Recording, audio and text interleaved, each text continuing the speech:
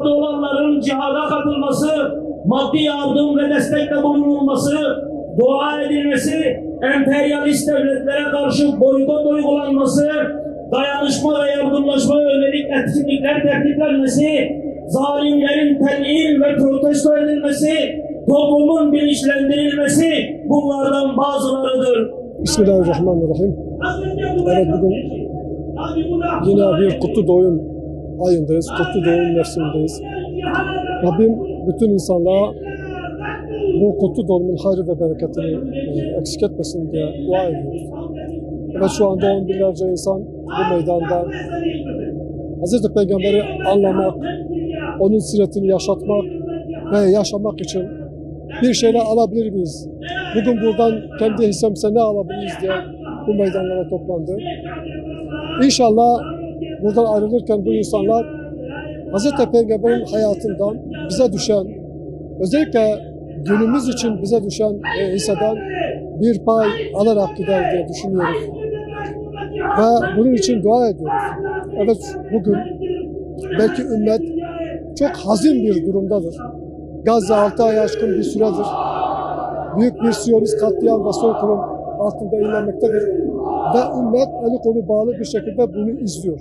Bugün biz peygamberin izindeyiz, onun siretini yaşamaya çalışıyoruz diyen liderler, bugün eğer peygamber aramızda olsaydı onların yaptıklarını mı yapacaktı diye düşünmemiz gerekir. Evet, peygamberimiz aynı zamanda rahmet peygamberidir. Aynı zamanda bir kılıç peygamberidir. Yeri geldiğinde kılıcını çekip zulme karşı meydan okuyabilmiştir. Yine biliyoruz ki Mekke'nin fethinin asıl kıvılcımı Müslümanlarla müşrikler arasında muahedeye aykırı davranan müşriklerin zulme uğrayan kabilenin Resulullah Aleyhisselatü Vesselam'a gelip sen bize yardım etmeyecek misin diye o zulme uğrayan insanların bir yardım talebi üzerine olmuştur. Ve Resulullah Aleyhisselatü Vesselam'ın cevabı çok manidardır.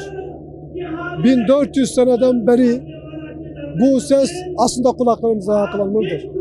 Böyle bir durumda Resulullah Aleyhisselatü Vesselam eğer size yardım etmezsem yardım görmeyeyim diye bir feryatla, bir haykırışla Mekke'nin fethine çıktı ve onların intikamını aldı. Bugün Gazze maalesef çok tarihin ender gördüğü bir katliam ve soykırımla karşı karşıyadır. Ve ben bu Resulullah'ın ümmetiyim diyen 2 milyara yakın insan sadece bunu seyretmektedir. Bunların intikamını almak için herhangi bir gayret söz konusu değildir.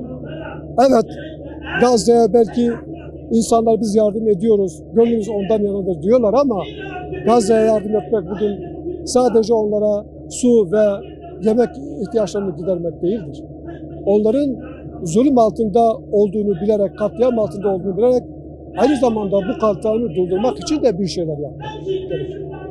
Bugün ümmet Resulullah Aleyhisselatü Vesselam'ın bize 1400 sene önce gösterdiği şekliyle bir sulh halinde olduğumuz dönemde evet biz insanlara merhamet edeceğiz, onların ihtiyaçlarını gidereceğiz, onlara hizmet edeceğiz. Ama birisi kılıcını çekip bir Müslümana, bir insana zulmediyorsa o zulmü gidermek için de var gücümüzle çalışmak ve gayret etmek durumundayız.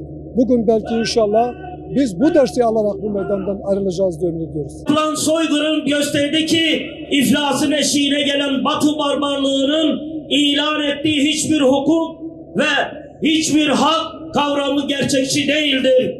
Uluslararası hukuk, sözde adalet divanları, insan hakları evrensel bir bilgesi, Birleşmiş Milletler Sözleşmesi gibi martalarla anlaşmalar ancak zalimi koruyan birer kalkandır.